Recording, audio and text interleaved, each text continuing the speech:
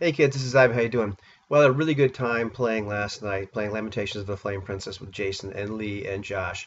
And unfortunately, right now my Hangouts video is like stuck processing, and I'm not sure if it's ever going to get out of that.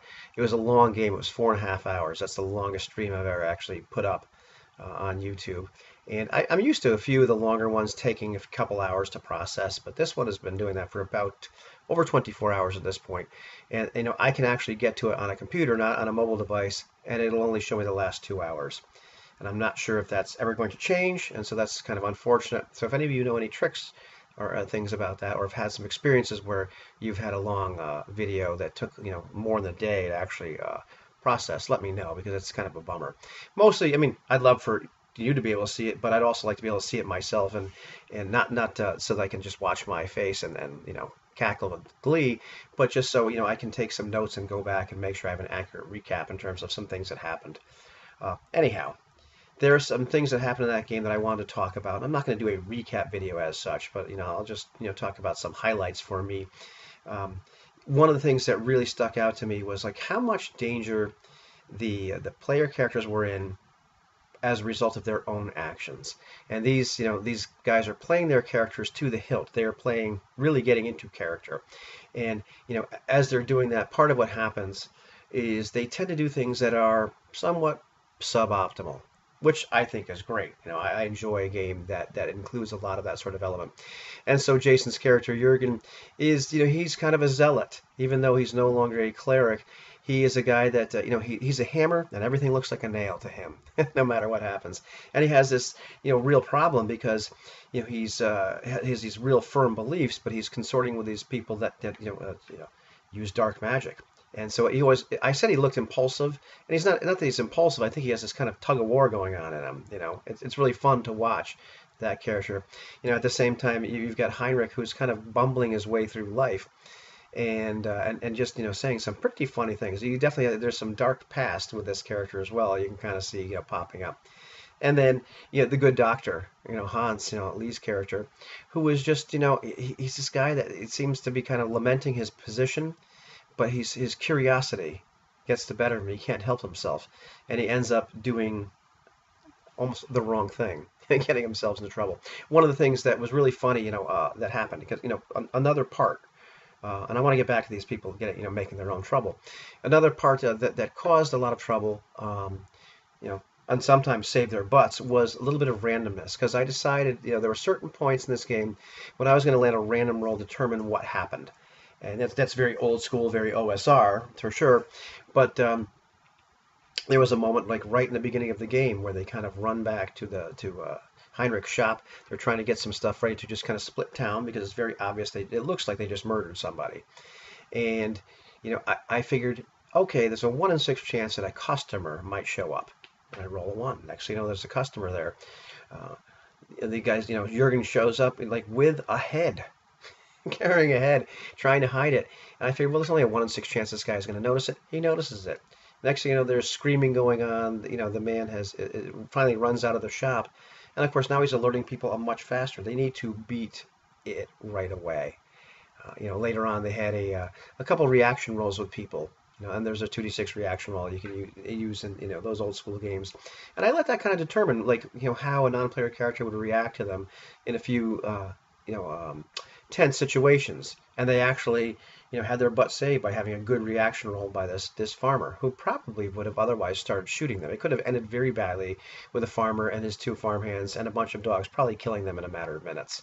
And the dice gods were kind at that particular moment. But it was funny just how much trouble these guys seem to get themselves into by kind of. It seems like this game is about them being in the wrong place at the wrong time, and then once they're there, choosing to do probably the wrong thing. And I don't mean it's a comedy of errors, but there's a certain part or a certain vibe of this game. There's that kind of like undertone going on, which makes it really frenetic, really fast paced in a lot of ways, and it just always seems like the characters are off balance. Which I've certainly played in games like that as well, and I enjoy it. They seem to be enjoying it as well. We kind of talk and make sure is everything okay here. But I had a lot of fun with that. And I think they had a lot of fun as well. One of the other things that, here it is. This was so anti Dungeons and Dragons, so anti like what you would consider old school, what a lot of people's, conception of old school is, or whatever the tropes are. You know, these guys decide they flee town, and there's a blizzard. They don't have very much in the way of bedrolls or really good warm clothing. Some, so they spend one night away from town in a blizzard, and mechanically they suffer a little bit of constitutional loss and some take a negative to all of their any kind of rolls they need to do. They've decided they can't do this. They need to double back to town and try a safer way. And it's kind of like, young kids, a bunch of 10-year-old kids on their first weekend, camp out, with the Boy Scouts, and, a couple hours into it crying for their mommy, they want to go home. And it was just, because normally you think of us hand waving all that kind of stuff in a Dungeons and Dragons game as you're out in the wilderness traveling throughout, it was fantastic. The characters ended up being in the most danger during the game from the weather.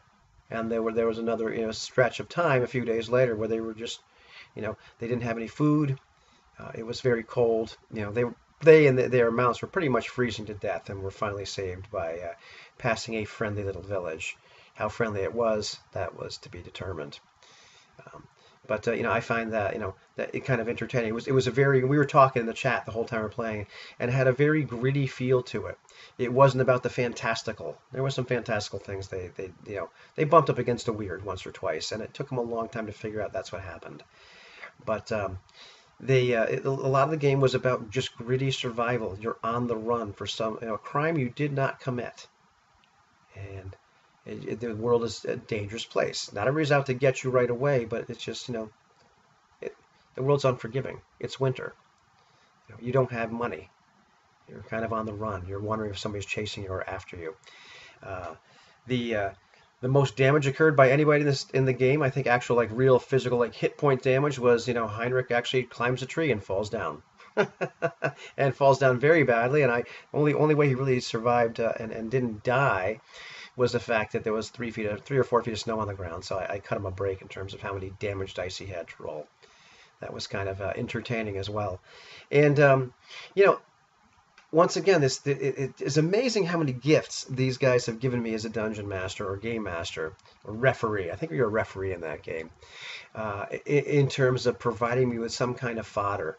And the fact that Jurgen in the first session between 1 and 2 takes this holy fetish he's been wearing that people have seen him with and drops on the ground right at the scene of the crime, where it appears as though they've just beheaded and killed somebody.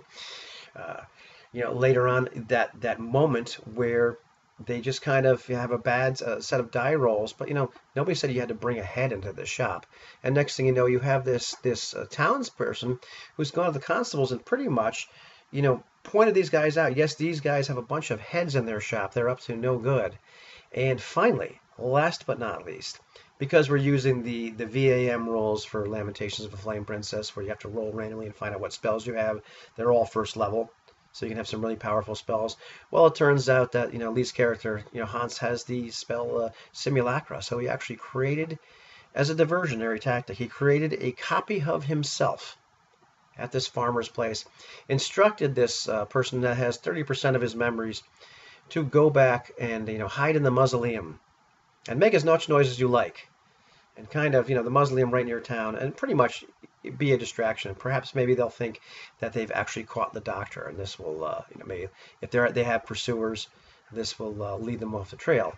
But of course, he sent this half-deranged guy who may or may not remember where this mausoleum is, may or may not remember all the instructions he was given, because he wasn't told not to say anything either. And so I've just, he's handed me another interesting clue to give to people. So I'm finding that quite entertaining, So they are in many ways, kind of sowing the seeds of their own destruction. And I've certainly, like I said, I've been there, done that. But I just like the feel of this game. Everything, like I said, is very off balance. But the actual character portrayal by these guys, there's a lot of dialogue in this one. There's a lot of time when they're just pretty much in the wilderness, and they're talking about their plans, like what are we going to do? and you start to see more and more inside these characters.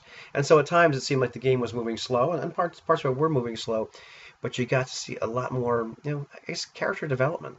It's much more. It's a very rich game. So yeah, those are some of my impressions from it. I'm enjoying, the feel of the game so far, and I'm looking forward to what they provide me with next. So that's all I've got to say about that. It's good, and hopefully that video uploads. That would be nice.